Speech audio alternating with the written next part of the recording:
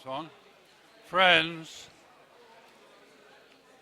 please will you sit in national groups as much as possible.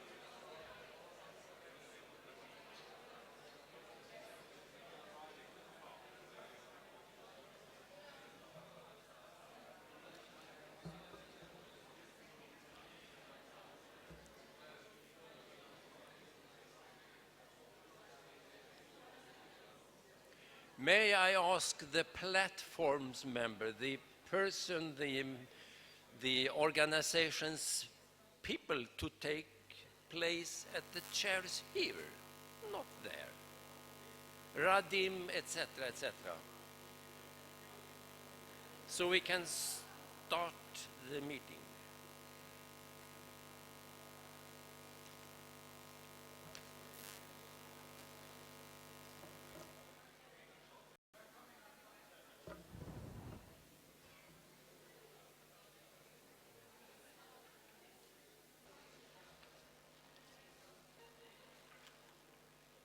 Michael, on the stage.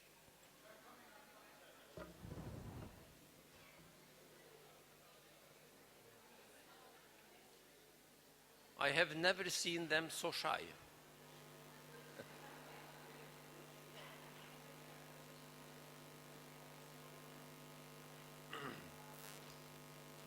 Vanessa?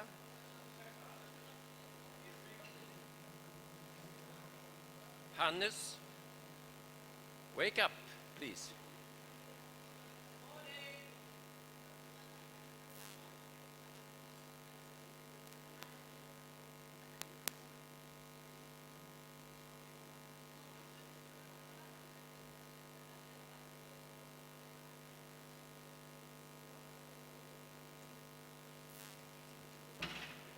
Thomas, out running.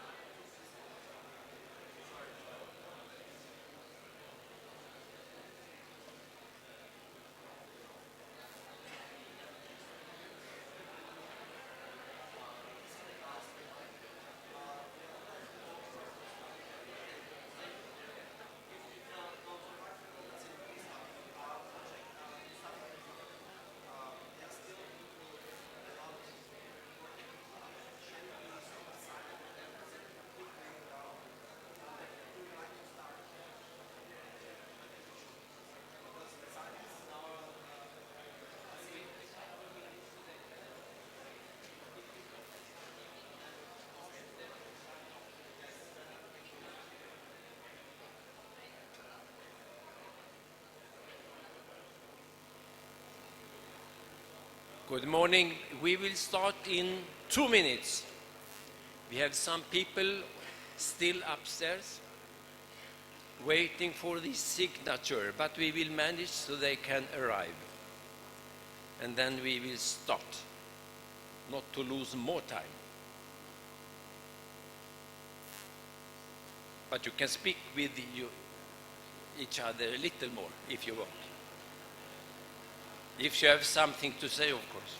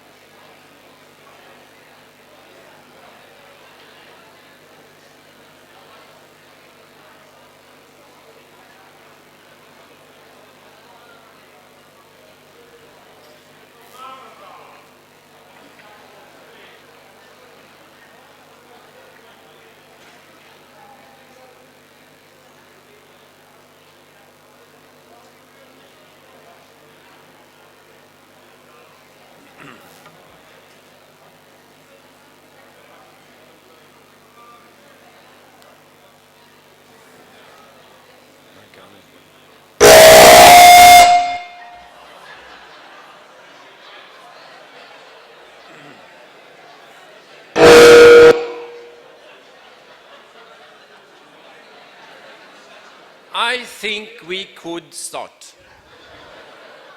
It was a clear trumpet signal. I am very happy, I hope you too, and I am very happy and honored to try to chair this first session.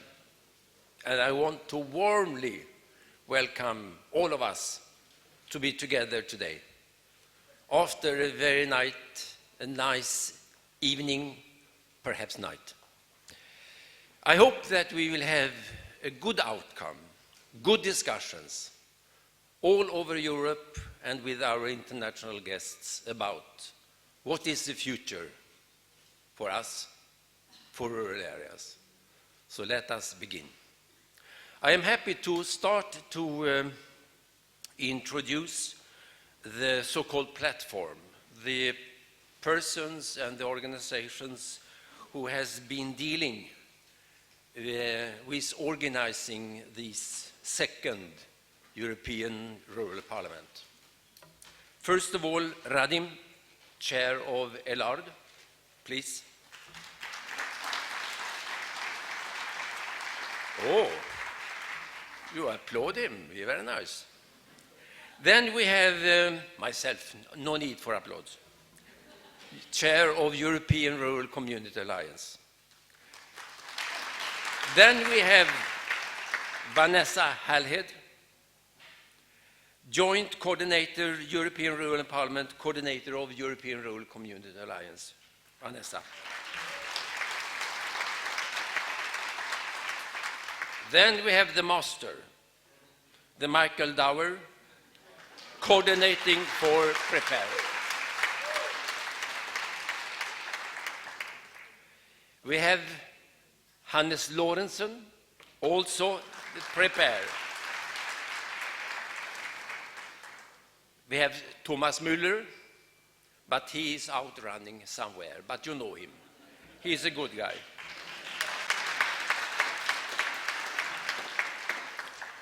So, I am very happy now to welcome the mayor of Schärding, Bürgermeister Franz Angerer.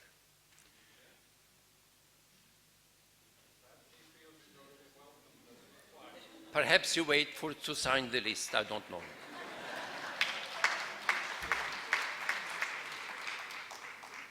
If he is not here, I think he could be late, but we could still remember what he said yesterday evening in the tent. Because there is two sides of the tents in Schärding, as we understand. And I was, from my point of view, and I hope I can speak for all of us, that his message from the view of Schärdingen to take your and to take our responsibility, like we try to do in some member states, it's very crucial, important in this time we live in European Union and Europe today. If he's coming later, if he's nice, I will give him the floor. If not, I will not give him the floor. But now, I am also happy to welcome the government of Austria and Upper Austria, Wolfgang Löwerbauer. Please. And we will hear a welcome address from your side. Please. Yeah, thank you. And so I'm the first who may talk to you today, and I say good morning, heartily welcome in Upper Austria, in Schärding. Also on behalf of the Upper Austrian government, which I'm working for. I have prepared a presentation. Let's see how we can manage that. It's on the...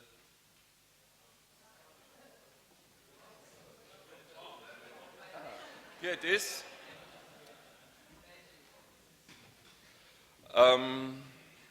So I was asked to give some introducing words on Austria, Upper Austria, the host country where you are now, and with a special focus on the federal structures. I presented some charts on that, and then I want to try to make the connects and all in 10 minutes to rural development and rural areas. So let's try.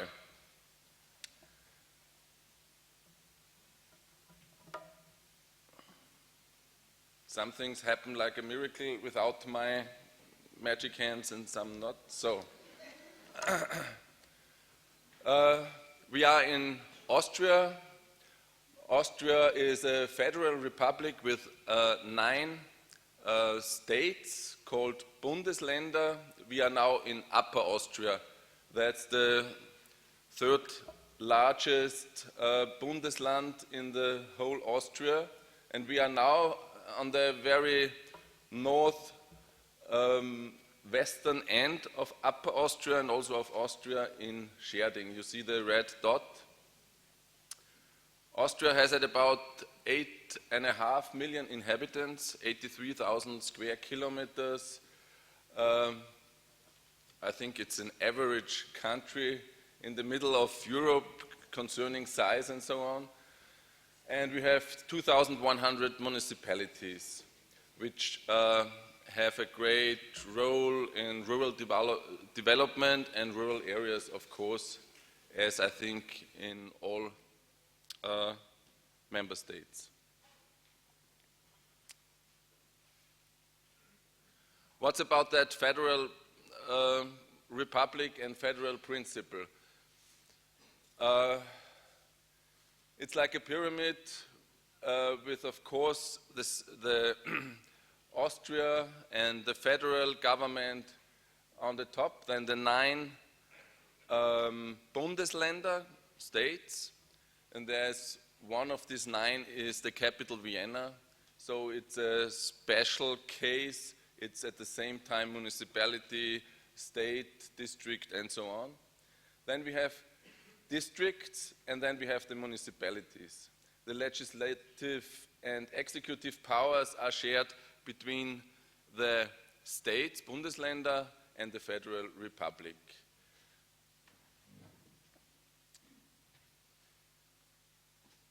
We have a lot of elected bodies. Of course, we have a president of Austria. It's a republic, and this is directly voted. Then we have, of course, as we all know, the European Parliament directly voted. Then a federal parliament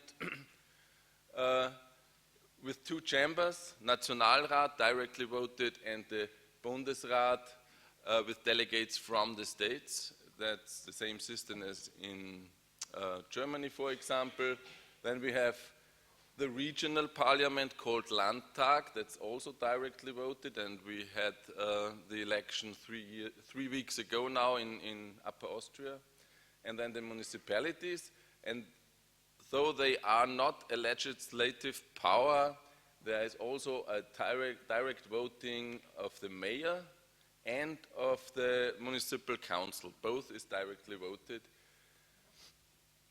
So, and the last chart on this federal thing, who has which power in legislation?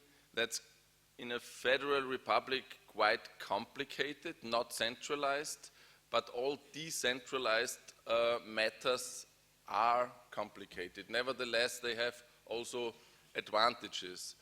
As I come from, mainly from work with LEADER, we have the bottom-up principle in LEADER, and federal structures have more or less the same. So more power nearer to the people. But it makes it complicated. So we have different kind of legislation. There's the federal legislation, which is also executed by the federal government. That's mainly foreign policy, banking, order and security, and so on. Then we have the federal legislation executed by the Länder, by the states. I think that's maybe something specific in Austria. So, for example, nationality, right and citizenship, national housing affairs, and so on. Then we have federal framework legislation. So the Federal Republic gives the frame, and the detailed legislation is on side of the Bundesländer again, on the states. For example, social welfare policies is a matter, land reform, and so on. This kind of legislation is really complicated, and there is a big discussion also in Austria how one can make that more transparent. And then we have legislation executed by the land, by the state, and now we come to the regional planning, regional development, also building regulations. We come nearer to our matters who concern us also in this rural parliament, I think.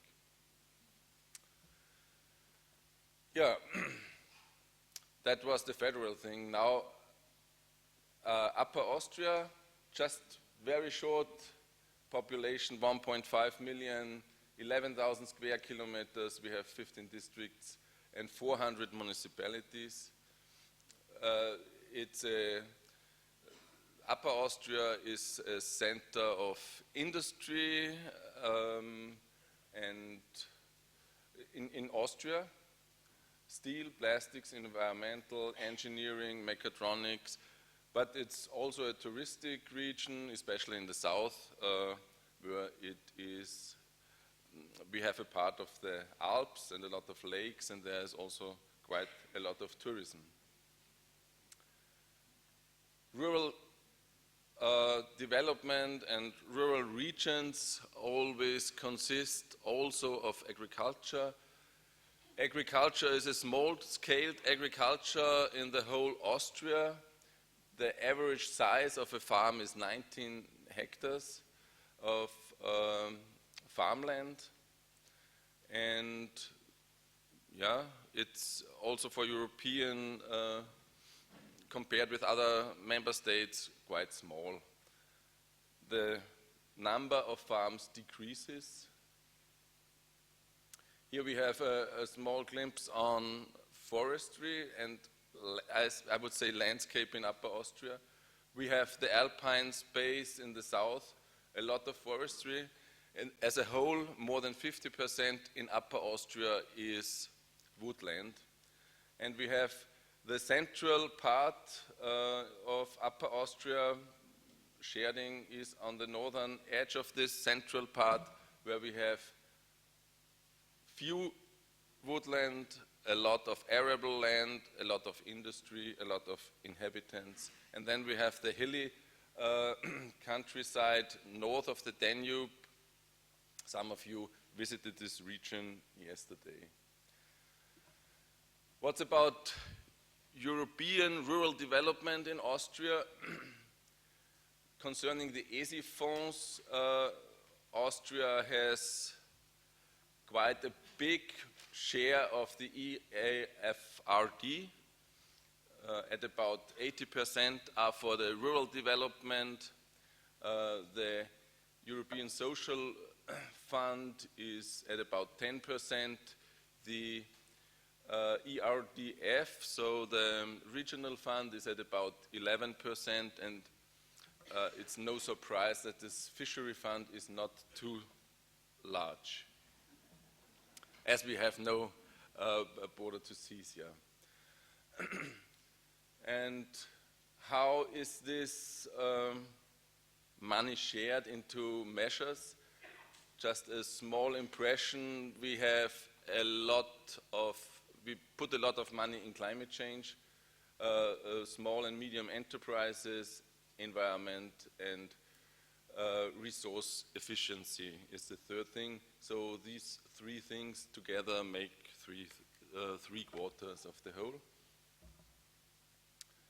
We have, I think, I can count it, we have 16 EU programs. The main amount comes from the Interreg programs with every neighbor country, of course, in the middle of Europe. That makes quite a big deal. The biggest program is, of course, the program for rural development. As I said before, 80% of the money is in there, but it's one single federal program. So the approving authorities for a big amount of measures in this program are, again, on the state level. And last but not least, LEADER in Austria. The selection process for LEADER regions ended on the 1st of June this year in Austria. So since that time we have 77 local action groups, and as you see on the map, it's nearly the whole Austria is covered with LEADER groups. Exception is the big cities with more than 50,000 inhabitants. We have 246 million euro of public budget in the regions. Yeah, that means at about 3 million per LEADER region. I think compared with other member states, that's not too much per region, but it's, I think, an amount where you can make good projects. Yeah, in Upper Austria we have 18 Upper Austrian regions, 2 interstatal regions with the neighbor state Salzburg. We have 409 participant communities from 442 in total, so that's the majority, of course. And yeah, what did we do in the last period? For example, in LEADER Upper Austria, we had 1,580 projects which were approved in approved in LEADER, yeah, and that was 270 million euro of investment, so public and private investment as a whole, and I think that's a quite impressive number.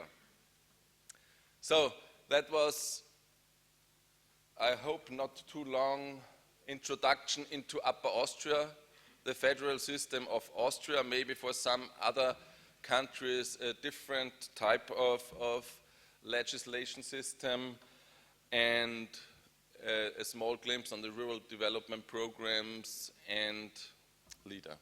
Thank you very much. Have a good Congress and interesting talks, discussions, and have a nice day in Upper Austria. Thank you very much.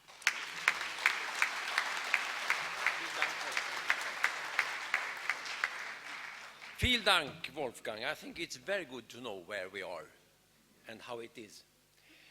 Before we move on with 2 other interventions, I am happy to say that we have a contribution from the students. They prepared something yesterday, and we will have a video play on the screen now.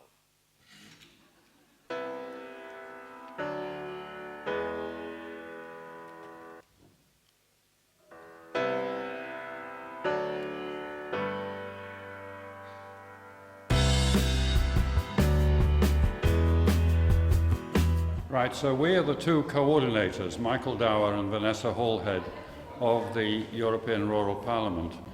And the idea of the Rural Parliament is to express the voice of the rural people, make sure that they are heard by governments and the European Union, other institutions. I think it's interesting to understand a little bit about the history of all of this as well, because it goes back 10 or 15 years that we've been working to gather together organisations that are operating at national level across Europe.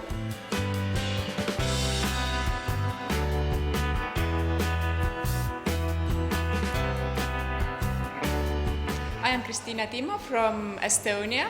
My name is Derek Harper. I'm from Brechin in Scotland. My name is Panagiotis Patras. I come from Greece. Hi, my name is Marta. I'm coming from Catalonia. Hello, I'm Valerie Carter. I'm the President of the European Council for the Village and Small Town. My name is Ryan Howard. I'm from Ireland, and I'm here to learn more and hopefully share some of my learning, and I suppose to have a bit of fun and enjoy being here with so many people from across Europe.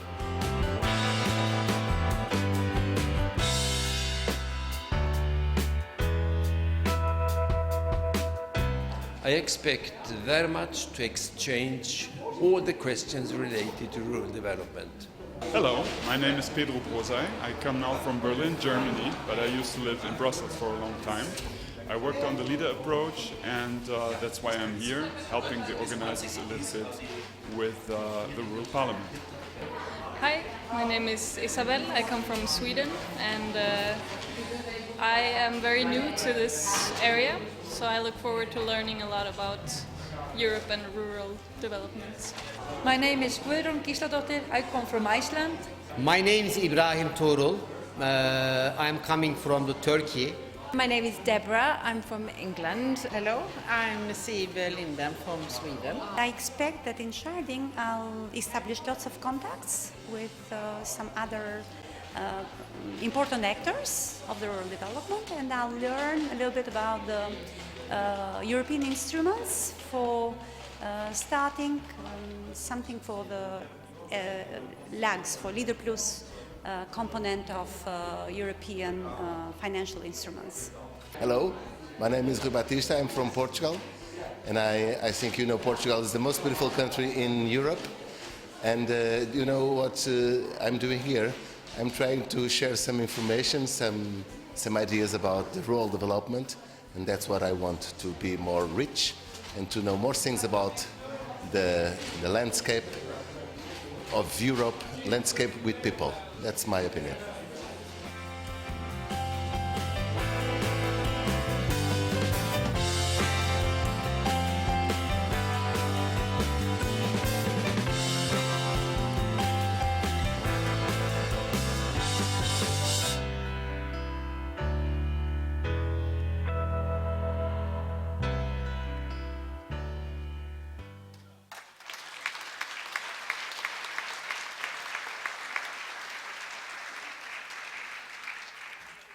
We have two distinguished guest speakers coming, and I want to welcome you, Mikhail Dimitri, and we have the next, wait and see, we have Pavel Sekach, which will come first.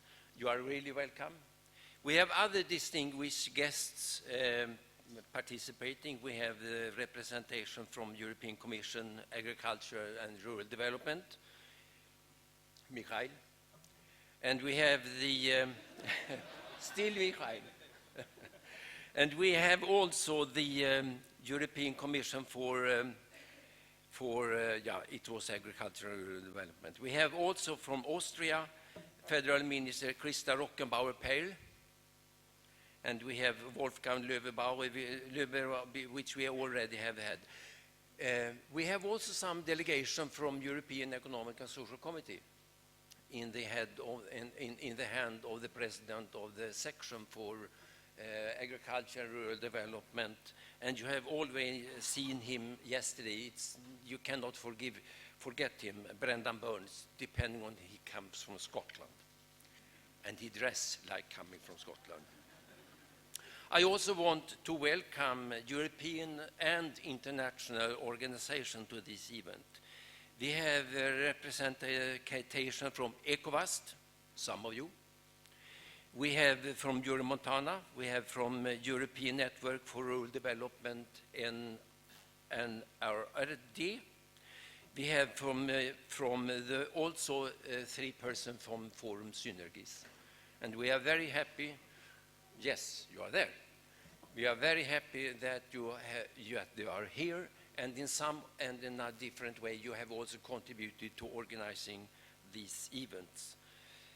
We have also international guests, and you are really welcome to this second European Rural Parliament. Now, I am happy, Pavel, to give you the floor for your contribution representing the Minister of Agriculture of the Czech Republic. Please. Thank you. Thank you very much for welcoming me here. And let me tell you some warm greetings from Czech Minister of Agriculture, Marian Jurečka, who can't be here because he is in Kazakhstan now on business trip with other Czech delegation. But I'm here to represent Czech Republic here and tell you something about leader and Czech Republic approach and some small other things and ideas about this session and meetings like this. Czech Republic and Ministry of Czech Republic, Ministry of Agriculture welcomes this activity that represents the aim of rural people to live together and to solve the rural areas challenges. The European Parliament or the European Rural Parliament is really a relevant forum to bring us together, all the rural areas stakeholders.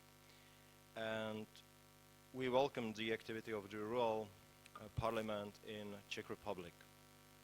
The Rural Development Program should help us to support development in rural areas, mainly via implementation of community-led local development, and this is the main thing on the Rural Development Program all around the European community.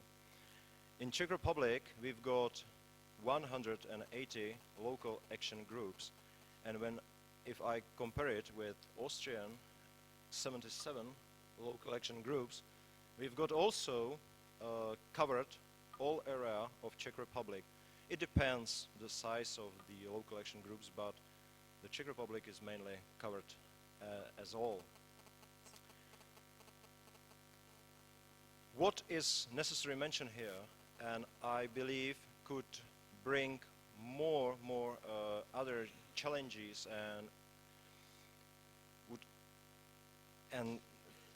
what we have to focus on is multi-founded approach in Czech Republic.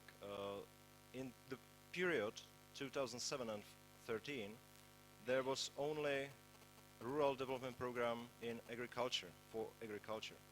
And now social affairs, regional affairs are involved in this approach in local action groups. So we hope could bring other challenges for us and opportunity to solve the rural areas and rural development issues. We also hope that new common agriculture policy to be more efficient, flexible and market oriented.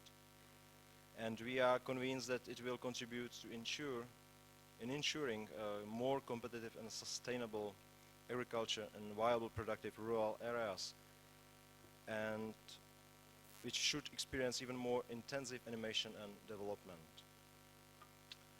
In the context of stronger market orientation of the new common agriculture policy, greater stress should be placed on downstream manufacturing industry in order to achieve seamless operation of the entire food chain and to safeguard more appropriate distribution of profits across all its segments. In the upcoming period, attention also has to be paid more sustainable agriculture, which reflects the need of more efficient use of natural resources and maintenance of prospering agriculture economy for future generation. The new rural development program of Czech Republic will also strongly emphasize the innovation of knowledge and knowledge transfer. And I believe that there is a big opportunity for rural areas development in this. To communicate, promote and support the transmission of knowledge and the best practice, the National Rural Network was established in 2008 in Czech Republic, and its activities play an important role in the fostering and the innovation in agriculture. and rural areas. It continues in its activities in the new period, 2014 and 2002 up to 2012-20, as innovation and networking, including sharing best practice, is the major topic. So I believe that this meeting shall bring plenty of news ideas, and we can altogether join our best practices to move our rural development and rural areas ahead. Thank you very much for attention.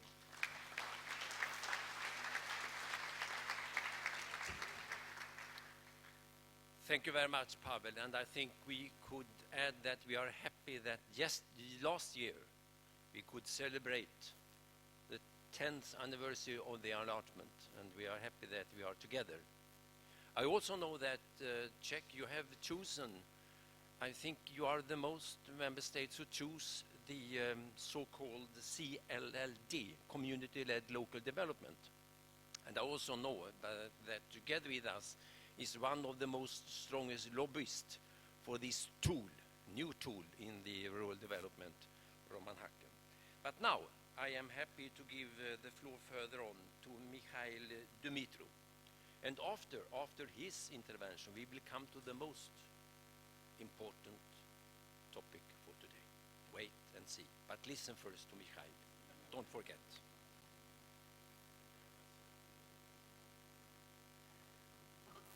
Good morning, everybody. First of all, let me thank you all for inviting the European Commission to this nice place and this nice meeting. I am really impressed to see how many people meet today here for the second gathering of the European Rural Parliament to share vision and commitments for the future of the rural area in Europe. You know, I am a bureaucrat from Brussels, but I can assure you that I have deep roots in the rural area. So I was born and grown up in a mountain village in Romania, and I still take a lot of my energy and inspiration from the rural area. And I can assure you that the value you share, the issue you are concerned about, your concerns, they are very familiar to me, and I resonate strongly to them. And I can assure you that my colleagues too in Brussels, the colleagues dealing with rural development, they also resonate strongly to the needs and the challenges for the rural area. Well, we are getting close to the end of 2015, which is a very important year for rural area, not only because you meet for the second time in this gathering of the European Rural Parliament, but I can tell you that we are completing the 118 rural development programs under the new Common Agricultural Policy, and these programs are negotiated and with you, with all the actors, and we hope they address the needs of the regions and the countries. And we are very confident that these programs are going to deliver. For this period, in addition to the about 100 billion, so more exactly 99.5 billion euro from the EU budget, the member states, they succeeded to top up from the national or regional or local budget, and we ended up with a total budget of 161 billion euro to address the needs of the rural area until 2020. And I should not forget that to this money there is also private contribution, and we have not counted this private contribution to tell you how much there will be more available. It is also a very important year because we are closing the old programs. We have until the end of the year to spend the remaining money and to achieve the results. And I'm looking forward, and I suppose that everybody is interested to see how much we achieved in the previous period. Well, let me give you some key elements of the new programming. And first of all, I would like to remind you that for the new period, we have a result-oriented program. So we have a program starting from the commonly agreed priorities, establishing sound targets and allocating the existing resources to address the needs of countries, regions, territories.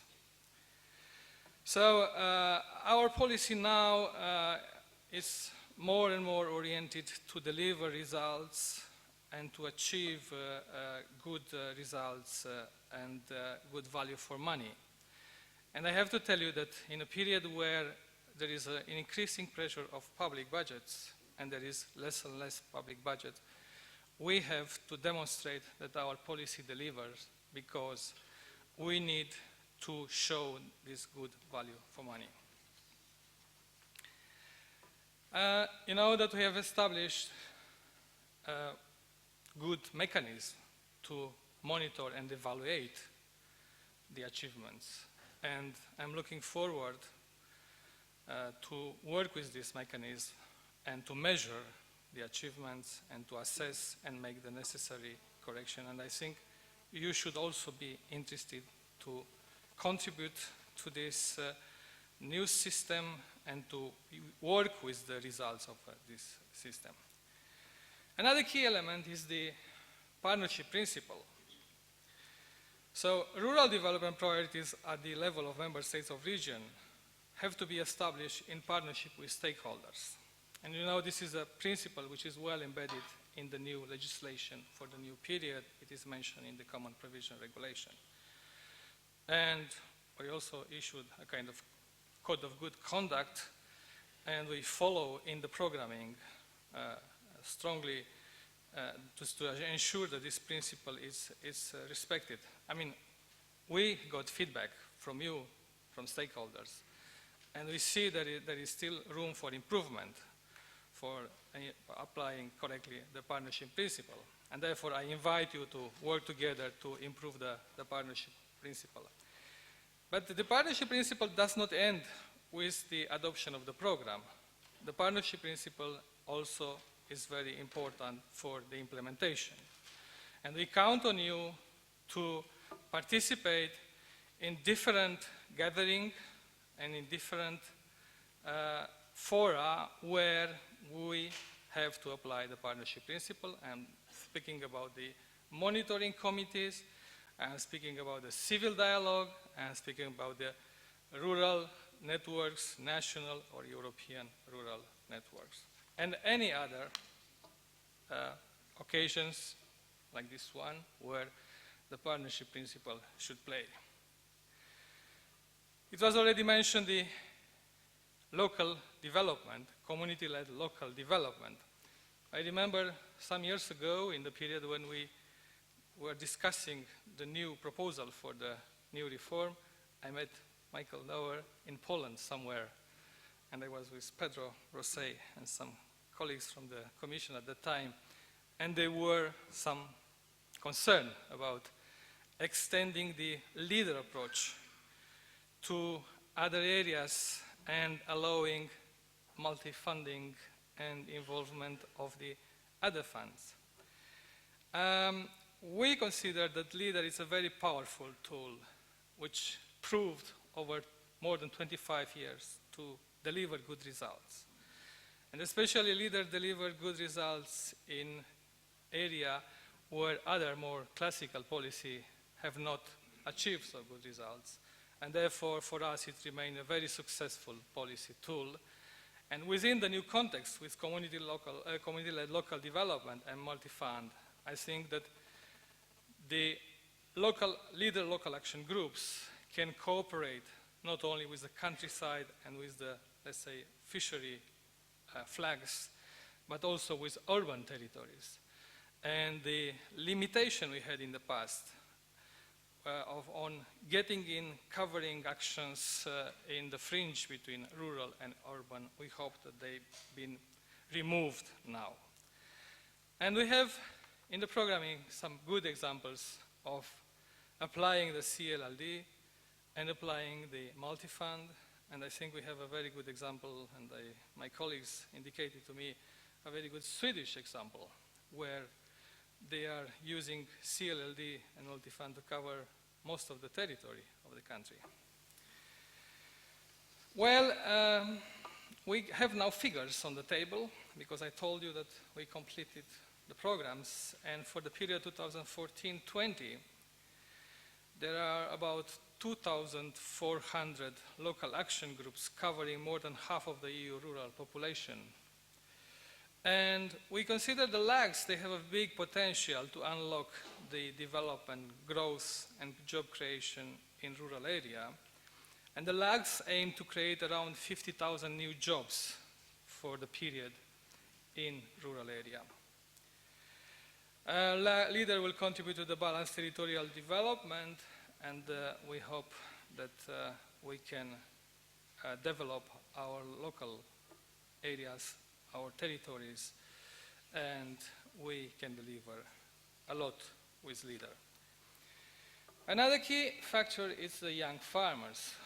We all agree that we need a generational renewal in rural areas, in rural economies, in agriculture. I know that you are working on a manifesto, and I read your draft, and I see that this is a key factor of your manifesto. We know from recent studies and a lot of discussion we had in Brussels, in the Commission, in the Parliament, everywhere, that there are many factors hindering the installation or the maintenance of maintaining young farmers in the rural area, like access to land, access to financing, access to knowledge. And we try now with the policy, we put a lot of emphasis to bring or to maintain or to determine young people to come back to the rural area. So for the period 2014-2020, we count, according to the targets established by the member states, to get about 161,000 young farmers installed in farming in rural area. And there are about 5.3 billion public expenditure allocated to support installation of young farmers and businesses in rural areas. And in addition, I also want to mention that for the new period, there will be support for about 350,000 farm investment projects. And of course, these are not going to go all to young farmers, but we hope that a big part of this investment goes towards young farmers. Another point I wanted to mention is the use of financial instruments. Our efforts are also strongly focusing on improving access to financing for farmers, young and rural entrepreneurs. And as money are limited, we have to think about how to better use every euro we have at our disposal.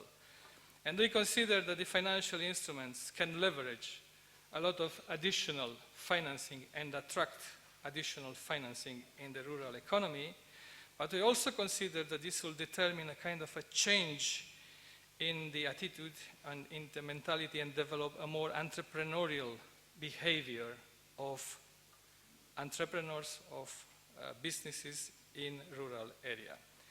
Therefore, the Commission has established a target of doubling the use of financial instruments for all the European structural and investment funds for the new period. And we are working together with the managing authorities, with the regions, with the stakeholders to develop financial instruments. And we got the support of the European Investment Bank, and we put in place some facilities to help the member states, the managing authority, to design and implement financial instruments, to make them simple and to make them more accessible. And we hope that we will succeed, and we have good signals that there is orientation toward using more financial instruments. I would refer to a last point, and then I will conclude, which I think is very important for all of us. And especially we are in a place, and when we cross the bridge, we saw a new reality where we have a lot of people coming from regions which are affected by war, and they are trying to find refuge in Europe. And I think, first of all, we show all solidarity for these people, and we have to do something to help both these people and the authorities which are confronted with such unexpected situation. And I have to tell you that in the Commission, we have mobilized a lot of forces, and we are thinking how to help. And rural development, it is a possibility to help also address the needs of the refugees. We are working now to deliver kind of guidance to explain to the managing authorities how they can use tools in the rural development programs to address this issue. We have requests, specific requests from countries, and we are going to visit some countries. Next week, my colleagues are going to go to Croatia and Slovenia, and we are ready to work with the managing authorities to help if there is a need to adjust the programs, and we are also going to look to any potential adjustments to support in this very challenging situation. I would like to conclude now, and I'm very confident that today and tomorrow, and you've also been here for 2 days before, we're going to have very interesting discussions. You're going to discuss very important issues, and you're going to finalize your manifesto. And I am very interested to see the final document, to read it, and to consider it as a good guide for us to join the forces and the efforts to address all these issues, concern of our rural areas. I think it's very important that we meet together, we communicate, we network, we spread as much as possible the good example, we avoid doing the mistake we did in the past, and we ensure a future of our rural territories.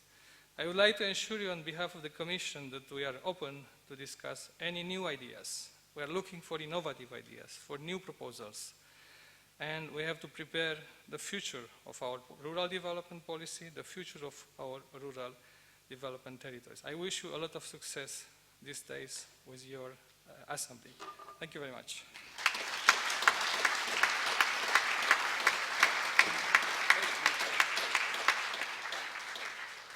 Thank you very much, Michael, and I can assure you that we don't always call everybody who work in the Commission, in the governments, in the authorities, bureaucrats. We see us as partners. We know that there is good persons everywhere, and we have different responsibilities, but we're looking forward to the best for rural development.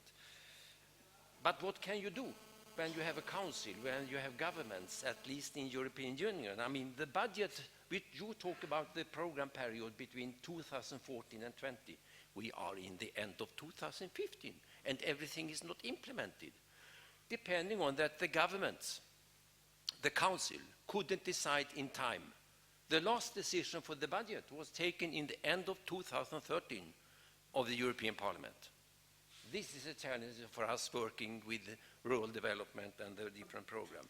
Now, 26th of November, there is, as some of you know, the Network Assembly for Rural Development. Assembly, 200 people, persons, all dealing with rural development in some or another way coming together. And I hope, Paolo, Sotto and Michael, that there would be a possibility to address the Assembly with the result from the outcoming of this European Rural Parliament today. Now, as I said, the most important, you. And you will see when we now start this introduction of all delegations that we don't talk only on European Union countries. We talk about Europe, and we talk also about Europe related to international aspects. Michael, it's better to say Michael when he comes to UK. He don't recognize Michael. Vanessa, I give you the floor, and they will mention country by country, and you will be asked to stand up so we can see who you are, so we can talk with you during coffee break, etc. Michael? Thank you. Vanessa. I daren't use that other microphone. It will make me dance again.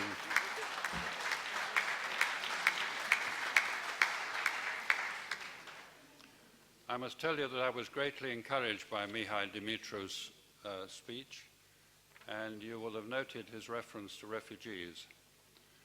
Schärding is now in the heart of that storm. People are moving through every day, 2,000 every day, moving through this town into Bavaria. And the countries here represented include all those on the route. We have people from Italy, from Turkey, from Greece, from the former Yugoslav Republic of Macedonia, from Serbia, from Hungary, from Croatia, from Slovenia, from Austria, from Germany, from Sweden and Denmark and others which are already being generous to refugees. It's there as the background to our talking, and it gives an extra sense of urgency to the rural solidarity. Now, thank you, Chairman. This is your chance to recognize that you are yourselves the European Rural Parliament. We have welcomed the distinguished guests and the people from other European rural organizations than the three who are before you, Urca, Prepare and Ellard, who jointly organized this event with the wonderful Thomas Müller and Lise Grimbeek, who are preferring to remain behind the scenes and who have actually organized this event here in Schärding with all their wonderful Austrian colleagues, of whom you met some on your tours. Let us now move to celebrating the countries who are here. And we ask you, as we call out each country, to stand as a group and be recognized.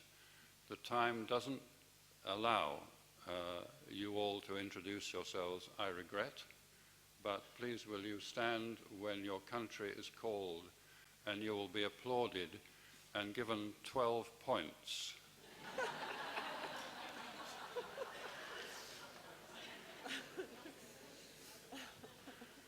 First, the host country, Austria. Please stand.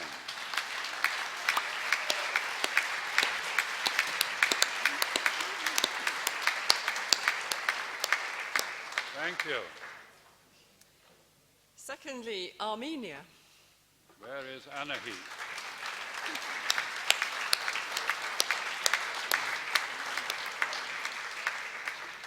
Third, Albania. Where are they? There you are. Yay, great. Bosnia and Herzegovina.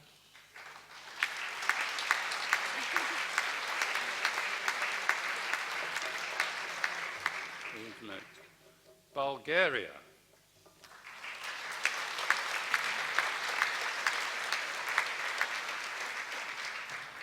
Croatia. There you are. Cyprus.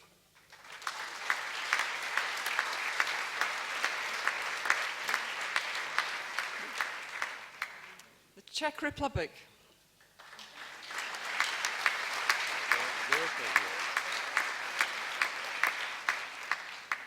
Denmark.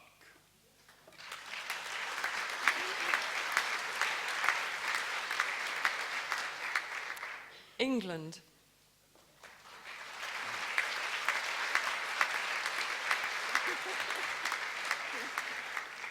You see how we allowed the United Kingdom to have 4 countries. Estonia. Hey, look at this.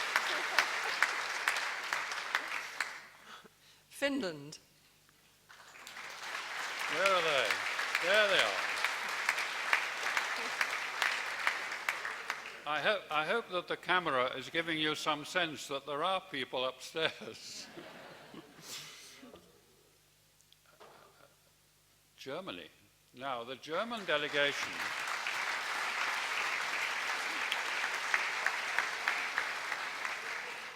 Germany had two national campaigns. One in Brandenburg, organized by Kurt Kambrach, and the other for the whole of Germany by the German Leader Association. So that's why they've got a nice large delegation from Brandenburg, Mecklenburg, and then the Generality of Germany in that great country. Greece.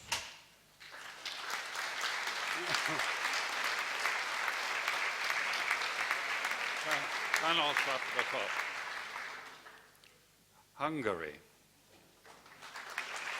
Now,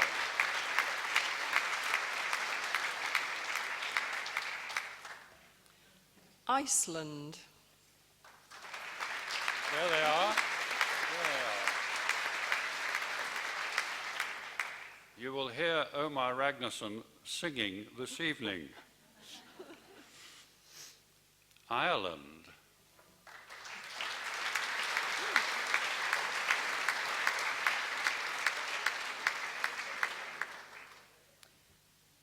Italy.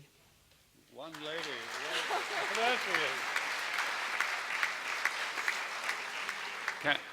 Katia Senini from the Lag Maremma is our sole Italian representative. Kosovo. Where are you? Through there, there's another. Latvia.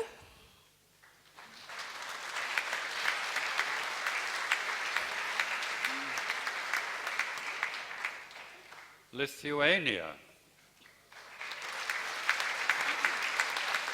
Let me just I must tell you that the Lithuanian delegation traveled to Prague a day earlier than all of you and came on an extra excursion with the Czech delegation. So the Czechs and Lithuanians have got together before the event, which was great. We were going to have what we call a spider, which is people coming in from all directions, from the regional capitals, and generating interest among municipalities and the press. But 5 of the legs of the spider dropped off. And we only had one, which was the Lithuanians and Czechs. I salute them for their extra support.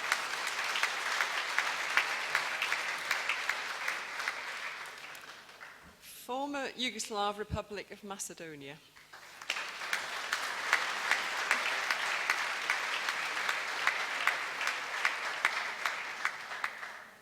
Moldova.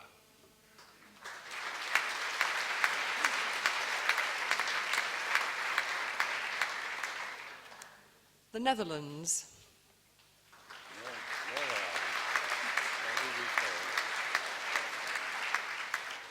Northern Ireland.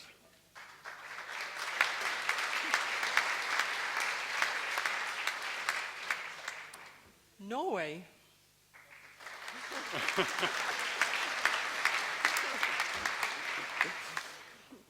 Ukraine is out. Poland.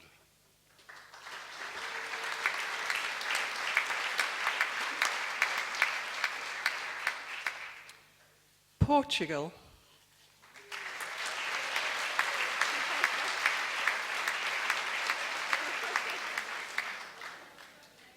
They had the most wonderful national campaign, 170 meetings with 3,800 people involved. Now that is remarkable.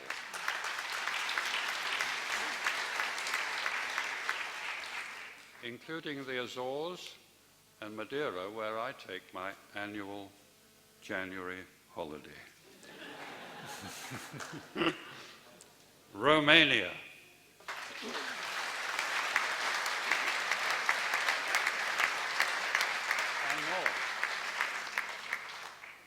And appropriately for me, Scotland.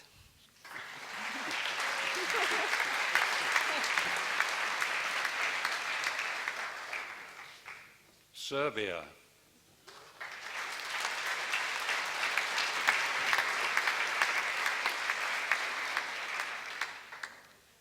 Slovakia. Wow, look at this. National dress. Slovenia.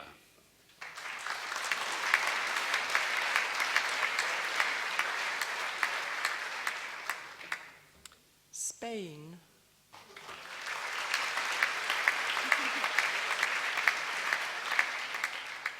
Including Catalonia.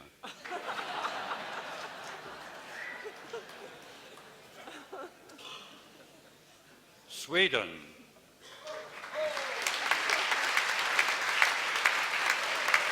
We've got to say a little more. I must tell you that much of this movement is inspired from the Swedish precedent. And the Swedish National Champion Organization, which used to be called the Swedish Popular Movements Council, first had a slogan and then changed its name to that slogan, Hela Sverige ska leva, all Sweden shall live. Not simply the cities, but the countryside too. And when in a moment I show you, which some of you I hope have already printed off, the report that we have prepared, you will see it is entitled, All Europe Shall Live.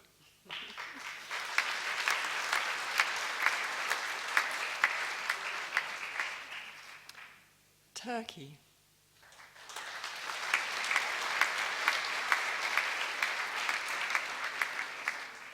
And finally, Wales. There she is.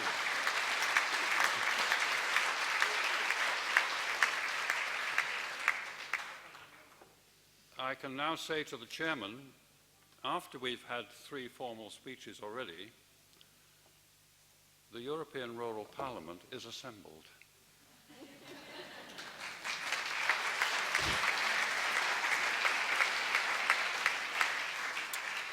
Michael, if you want to read, perhaps you need the glasses. I don't know. Or is it Vanessa's?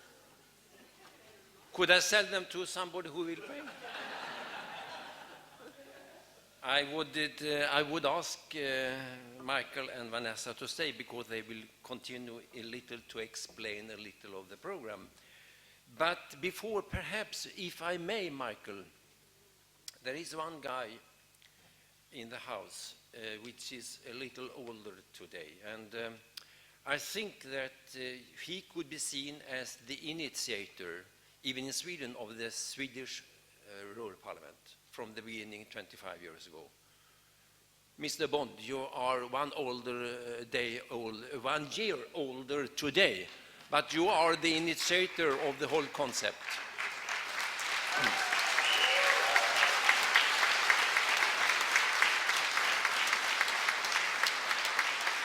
And if you have any gifts to him, give them to me. I will handle this very carefully. Michael and Vanessa, I think you should continue to explain a little of the program for this gathering.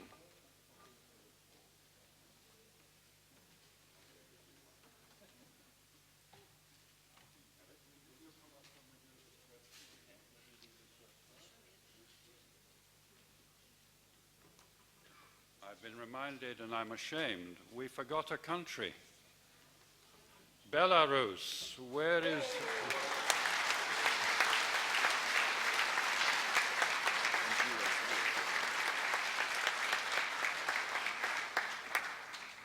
And when the chairman, under pressure of time, went rather hastily through the list of organizations, he forgot, or didn't particularly introduce, the United States of America.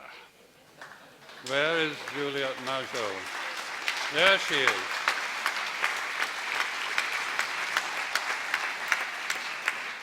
From the IATP, you'll hear more about that, Institute for Agricultural and Trade Policy, which 2 months ago had a great rural assembly in the United States of exactly this kind. And there will be an opportunity under Hannes's chairmanship tomorrow morning for Juliette to briefly describe that transatlantic link. My apology, you weren't introduced before. Friends, just a sense of how this is to work. I think you realize that this event is the climax of what for Vanessa and myself has been a 16-month process. The point at which we started raising funds for this event and then held in September a first meeting with 20 of the people who became the national champions in September last year. The national campaigns started in January, so we're already 10 months into this process. You can see why we chose to have a 2-yearly cycle rather than a 1-yearly cycle for these events, which is indeed the pattern that, for example, Sweden with their Swedish rural parliaments and Estonia with their MAPEV have every 2 years. We knew that the purpose of this exercise was to raise and articulate the voice of the rural people. We who are running the 3 sponsoring organizations, ERCA, Prepare and ELAD, we had no right to articulate a policy statement on behalf of the rural people. We needed to have their voice. And therefore we decided to launch what we called an upward cascade of ideas.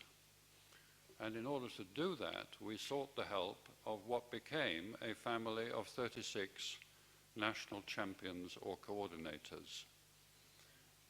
And the challenge to them was to organize, with very slim resources from our side,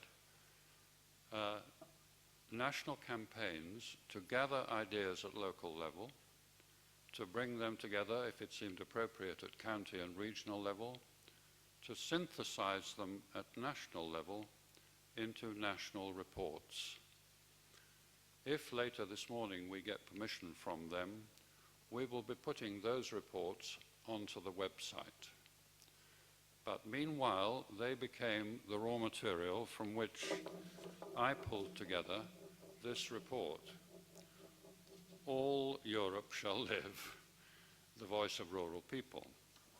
And that represents, I hope faithfully, the things which preoccupy, concern, and please the rural people of those countries as far as those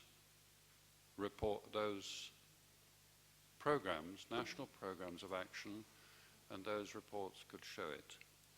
Together with parallel material from some countries which didn't have national campaigns, particularly those around the Black Sea and from the Nordic group. So this is an embodiment, that report, of all the ideas which were coming up.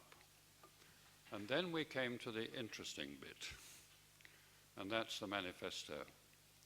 The manifesto, which I hope you've all seen, reflects all those main thoughts, the subjects, the concerns, the things which the rural people, through their organizations, are expressing to us, and the messages they're sending to their own organizations, to national governments, and to the European institutions. I use that wider word than the Union because we're not focused only on the Union. We're talking about all the countries of the whole of Europe, although some of them are not present here. For example, Russia. But the manifesto is the point at which the ideas from the national reports, from the people, get given a cutting edge. So what for policy and action? For action and policy, put it that way round, because the manifesto is aimed not just at governments and at the European institutions, but at the rural people and their own organizations. It's presented in the spirit that we, the rural people, and I speak as one, I live in a small town, I am a member of a leader group. The rural people themselves have the ball in their own hands for their own well-being. So the message is addressed as much to them as it is to governments and the European Union. So the manifesto is an attempt. It's been through the steering committee only so far, is an attempt to synthesize down to the key messages the things that we have been receiving from everybody, and to give them the cutting edge, which is why from about the 11th point onwards there is an active verb. We urge this, we call for that, we assert this, we commit to this. Now, that is now to be subjected to your collective thought. And the structure of the event is workshops today and plenary sessions tomorrow, which are designed to improve that document crucially, but also in your workshops to offer further ideas to enrich this in whatever its final version is. If you want to offer good further examples, correctives, new emphases to the report, that's fine. But in your workshops, we had a very good session last night with the rapporteurs and facilitators, so they will guide you. Please be so guided to focus on the manifesto. You may offer change to it. And the challenge to us will be this evening, while you're enjoying yourselves in the ideas market and the special market of initiatives, with I hope still some food in the tent, while you're doing that, we're going to struggle to update the manifesto in the light of the workshops. Many of the people, of course, many of you, come from those campaigns. But there are people coming who are new to the campaign, to the process, into membership of this Parliament. And they include people from other countries who didn't have national campaigns. And they also include, and I want to emphasize this, they also include people from the national rural networks and the ministries. Two of our international bodies who are sponsoring this, IRCA and Prepare, are committed to the idea, which I was so pleased that Mihai Dumitru also focused upon, which is partnership.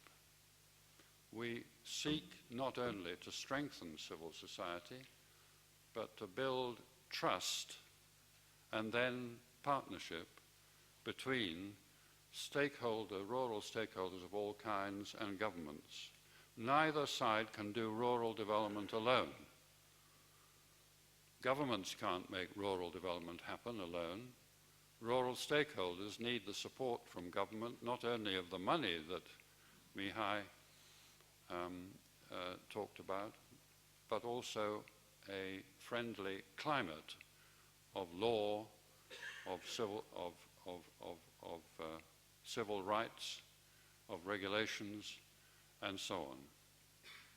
So I hope that the people who are here from the national rural networks and from governments will take an active part in the discussion, bringing into that discussion their sense of what is reality, what is real, what is practicable.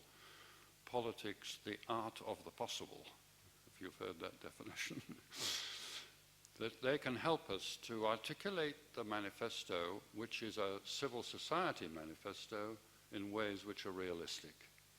And if they, on the second session on Friday, feel that they have to abstain from voting for the manifesto, that's their privilege.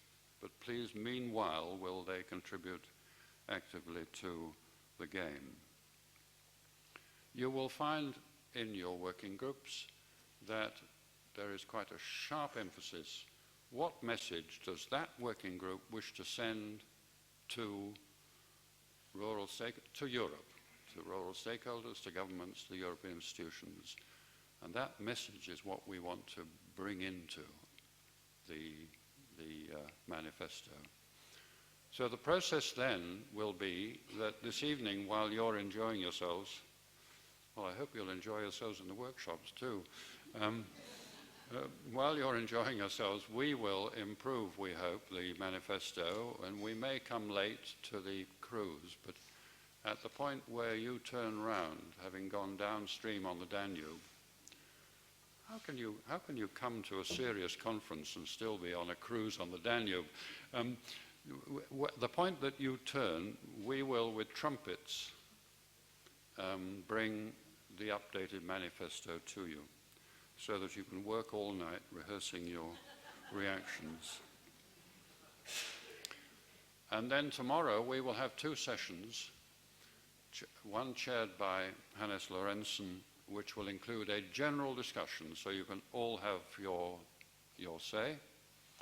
And then in the afternoon we're going to do the hard bit, which is to throw the manifesto up on the screen and go through it and improve it if necessary, and then adopt it, by God.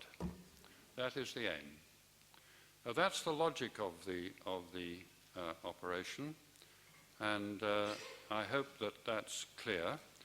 I now ask Vanessa, who has been looking at those things that I, as an old man, don't understand, which is all the wizardry behind this. So sure about the wizardry, but anyway.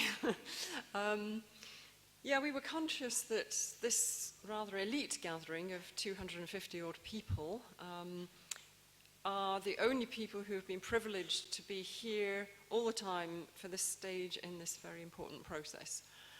And yet out there are millions of rural dwellers across Europe who equally have a big stake in this and a big interest in it. So we've tried in a very small way to open up the possibility that those people can get involved. And as you know, because you all received emails about it, we're live streaming now, this session and the two sessions tomorrow on YouTube. The links are all on the front page of our website, which if you don't know it already, it's on our main screen. We also have a hashtag for Twitter, which I'm wondering if the people controlling the screen could possibly put up. Is it possible to change that to put it up now? We have a Twitter hashtag, and we're encouraging people who are aware of this. Of course, all of you are, but hopefully people outside of it also now become aware of it, to use that Twitter hashtag throughout the proceedings, and Petra and myself will attempt to monitor what is coming in, both through the Twitter hashtag and also through the Facebook page for the European Rural Parliament. And where there are things that appear to substantively be of interest to the debate that we're having and to the manifesto that we're crafting, we will be reporting those back to the body of the conference tomorrow. So can I encourage you all to use your Twitter if you're into tweeting, to make sure that all of your followers know about this and that they are actually linking to our hashtag if they want to send messages to the European Rural Parliament from outside of this gathering. Thank you very much indeed, if everybody understands that.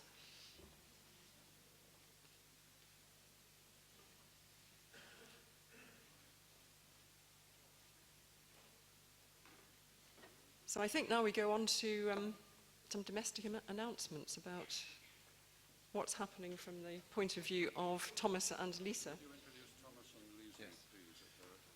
If everybody now understands what you have heard, and if you have not have slept too much, we have still two small announcements before you're allowed to take your coffee or decaffeine outside.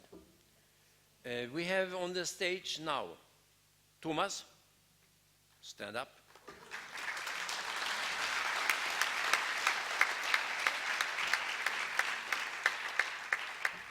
I didn't need to tell him to sit down. Liz.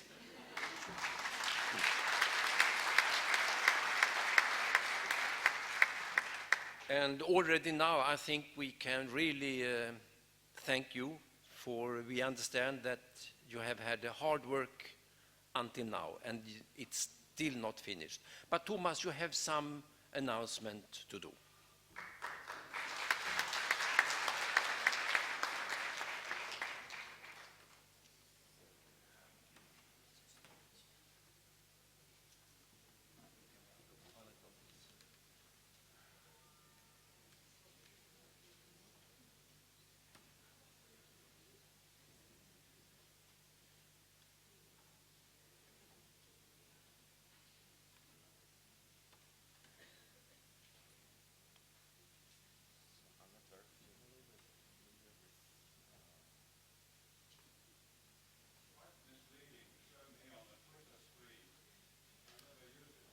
So, 1 second, I'm absolutely not familiar with Apple computers. I only have to start the PowerPoint.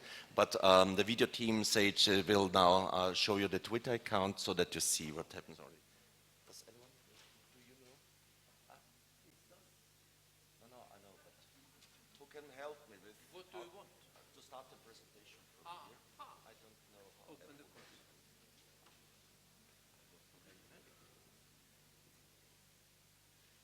Anyone experienced with Apple? I only know Microsoft. Is it Apple? Oh, I don't know.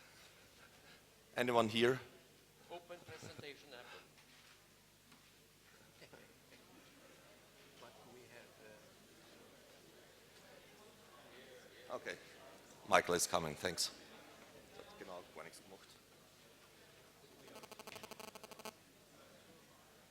Okay, das ist ja genau.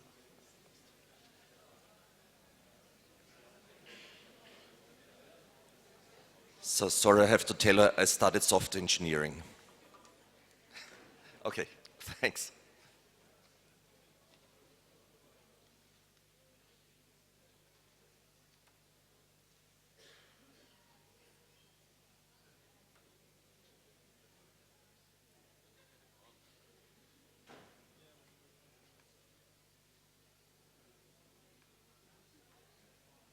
So, I think now it works. Good. First at all, warm, heartily welcome from me again. I did it twice or third times maybe. And Michael's told it already, this video and video stream, we saw now there are only 20 followers, now 20 international guests are following our session, but this is recorded, you can always then find it on the YouTube, this stream, also tomorrow. And you see the students, and you see Andreas Keckes, the teacher, he's behind here, and they're responsible for that.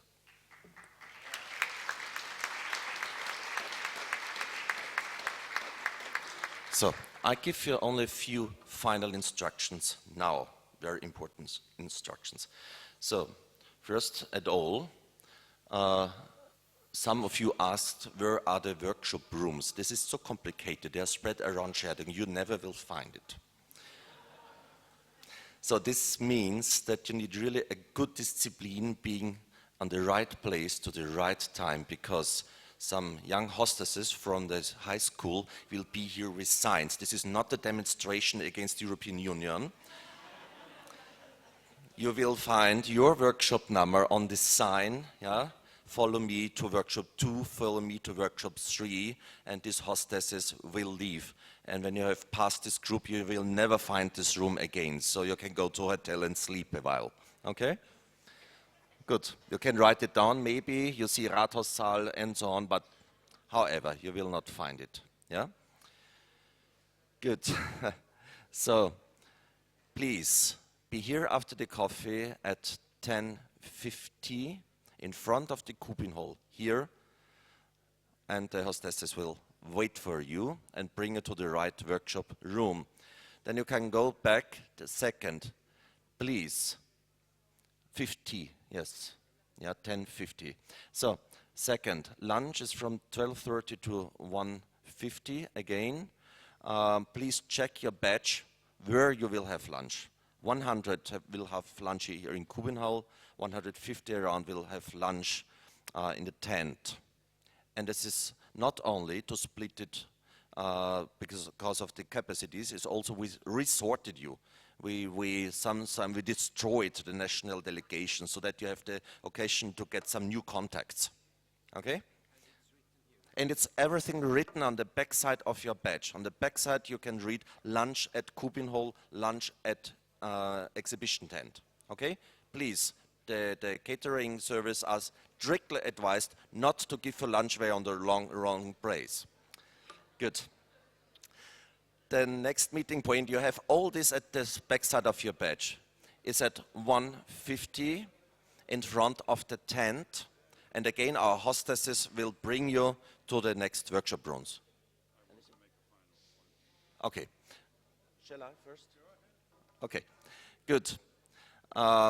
The same time, 11 to 12:30, here in the Kubenhall is a meeting of the steering group and the national champions. You can't go to workshops, please come, stay here then.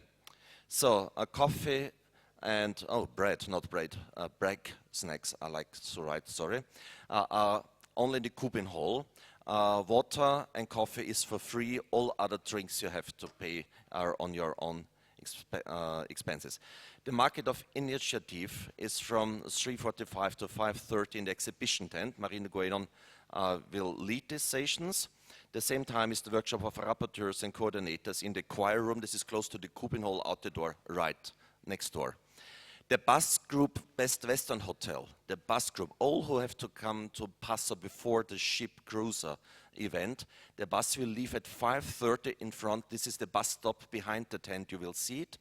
All Passau delegates, please be there at 5:30. The same bus will fetch you at 6:45 from the Best Western Hotel, bring you to the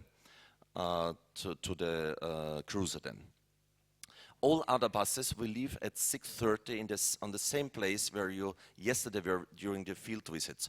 Those who haven't joined the field visits is past the church. Behind the church there's a small bridge.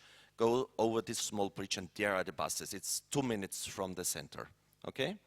If you are late, the buses will definitely leave on 6:30. If you are late, you have to take a taxi or whatever. The ship event will start at 7 and then the cruiser's name is MS Stadt-Linz. It's going from the Danube to the Austrian part, Sauwald area and back. The buses will leave Passau at 11. One bus will take the Best Western Hotel guests back. Please ask the driver that you're not in the wrong bus. Detailed traveling instructions for your trip home we will give on Friday morning here at the desk. Please come and you will get the detailed instruction how to go home. Be aware, Lufthansa staff thinks about being on strike from Friday afternoon for 1 week. It's not definitively, but Monday afternoon they had a conference and they said, okay, the plan is to start the strike tomorrow afternoon. Check your flights. Maybe they can cancel these strikes. So the WLAN is Kuben public, of course. This was it. Thanks so much.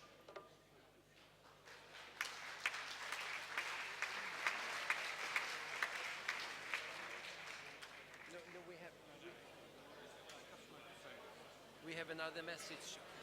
May I ask you to say 1 second more? We have 2 messages. Michael and then Goran. Come up. Just to remind you that those of you who are representing the national champion organizations, please meet here with the steering group in this room when the others are going off to their working groups. So at 11 o'clock we will be here for that meeting. Is that what you wanted to say? The Goran Soster will chair this session with one of you from the delegations. Now, I want to thank you. I want to give you free. I want you to take a cup of coffee. Thank you very much.